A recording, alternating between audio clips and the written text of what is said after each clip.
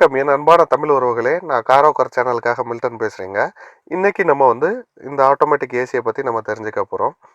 இந்த ஏசியோட best usage எப்படின்னு பார்த்தீங்க அப்படின்னா, நீங்கள் காலையில் தடவை நீங்கள் வண்டி எடுக்கும்போது எப்பயுமே எல்லா கிளாஸையுமே நீங்கள் கீழே இறக்கிருங்கங்க.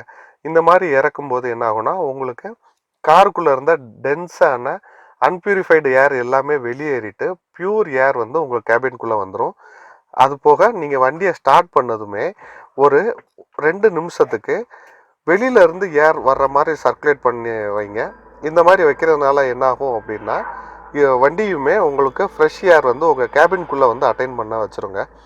இன்னொன்று, நீங்கள் ஏசி உங்களுக்கு கூலிங் ரொம்ப நேரம் நிற்கணும்னு நீங்கள் நினச்சிங்க அப்படின்னா, இந்த பட்டனை அமுக்கிறது மூலமாக இது என்ன பண்ணும் அப்படின்னா, உள்ளே இருக்க ஏரையே ரீசர்க்குலேட் பண்ணிகிட்டே இருக்குங்க. ஏன்னா உள்ளே இருக்க ஏர் ஏற்கனவே கூலிங் ஆயிரும்.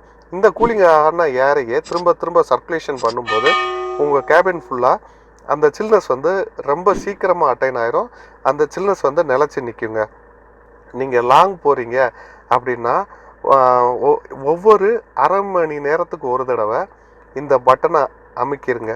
இதனால் என்ன ஆகும் அப்படின்னா, அது ஃப்ரெஷ் ஏரை உள்ளே கொண்டு பியூரிஃபை பண்ணிக்கிட்டே இருக்குங்க.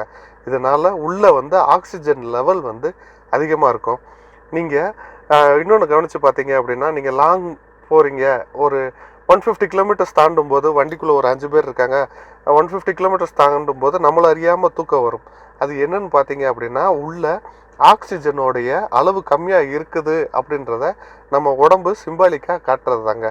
அந்த நேரம் நீங்கள் வெளியில் இருக்க காற்றை உள்ளே கொண்டு வந்தீங்கன்னா, அந்த ஃப்ரெஷ் ஏரும் பியூரிஃபைடு ஆக்சிஜனும் உங்களுக்கு கிடைக்கிறனால உங்களுக்கு லாங் ரன்னில் தூக்கம் வராதுங்க. இதை நீங்கள் உங்களுடைய லாங் ரன்னில் நீங்கள் ஒரு தடவை ட்ரை பண்ணி பாருங்கள். நான் சொல்கிறது உங்களுக்கு தெரிய வரும். நன்றி உறவுகளே. நான் மேலும் இன்னொரு முக்கியமான தகவலோடு உங்களை சந்திக்கிறேன்.